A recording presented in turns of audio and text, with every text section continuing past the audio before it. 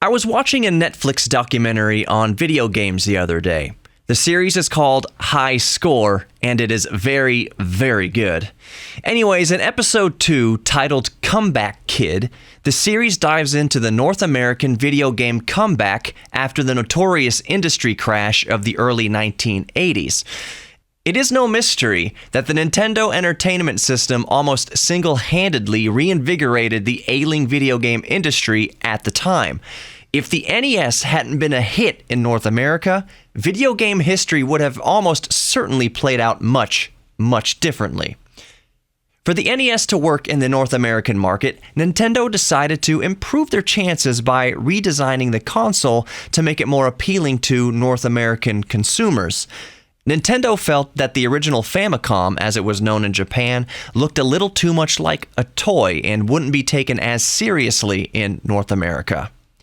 In the Netflix documentary, at about 10 minutes into episode 2, the narrator mentions that Nintendo of North America thought that the styling had to be less family station wagon and more sleek DeLorean.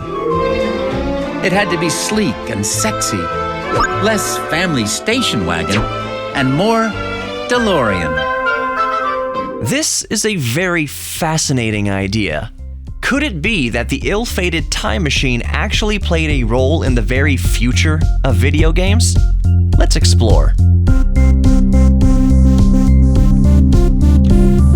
Now, first things first, let's manage some expectations. This is definitely uncharted territory. There is no documentation I could find from Nintendo as of posting this video that conclusively confirms that Nintendo used the DeLorean DMC-12 as its primary design inspiration.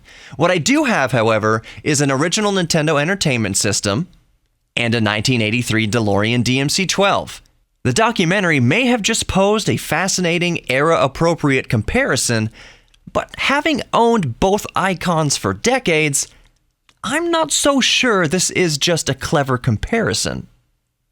I think it is very likely Nintendo used the DeLorean as a cornerstone in the design of the North American NES console, and if so, while the original DeLorean Motor Company failed, the car itself may have helped bring the North American video game industry back from the dead to become what we know today.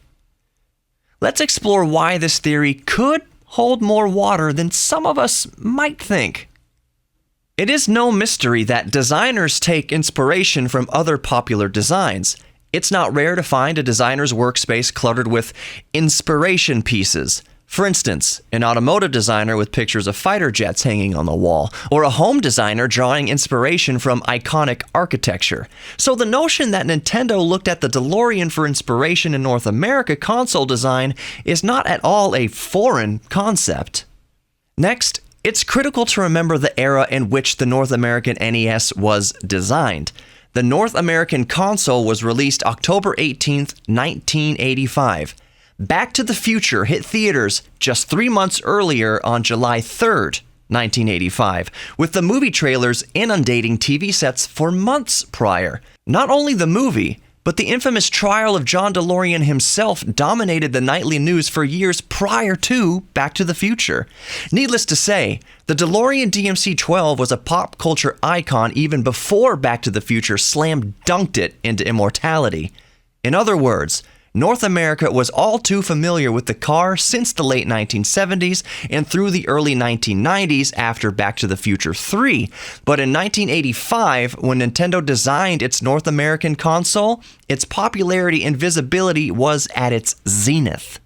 Audiences, young and old, fell in love with the DeLorean time machine in 1985, and it would make perfect sense for Nintendo to capitalize on the iconic design and draw as much attention to their console as possible. So, we've made the case that it makes an awful lot of sense that Nintendo may have been inspired by the design of the current pop culture icon. But now, let's make some actual comparisons between the two and see if we can't identify a few similarities to further bolster this theory. First, the colors. The gray of the stainless steel, the black of the bodywork, the lighter gray of the headliner, the red of the side door markers and massive brake lights, and perhaps more loosely granted, the amber of the turn signals and white of the reverse lights. All can be found predominantly featured on the NES. Now, let's look at some elements a bit more specific than overall color scheme. The DeLorean's louvers, but perhaps more specifically its front grille, look awfully similar to the ridges on top of the console. Since the colors don't match, it's more of a subtle cue, but a styling cue that, nonetheless, can't be ignored. Next, let's look at the buttons. Not so much their shape, but rather their operation. They operate exactly like the hazard and headlight switch. Push in for on, and push again for off. Now again, I know this is kind of loose, but you get what I'm saying here. I've saved perhaps the best for last, though. It is no mystery that Nintendo has gone on record many times saying that they ditched the top loading mechanism in favor of a front loading due to the popularity of VCRs in North America. This is certainly true, and I absolutely agree, but I think there is more to it than that. You see, the majority of VCR front-loading mechanisms involved pushing the tape into the slot through a flap. So while Nintendo cartridges were front-loading, similar to the popular VCR, I think they were being a bit coy about the design inspiration's parting piece.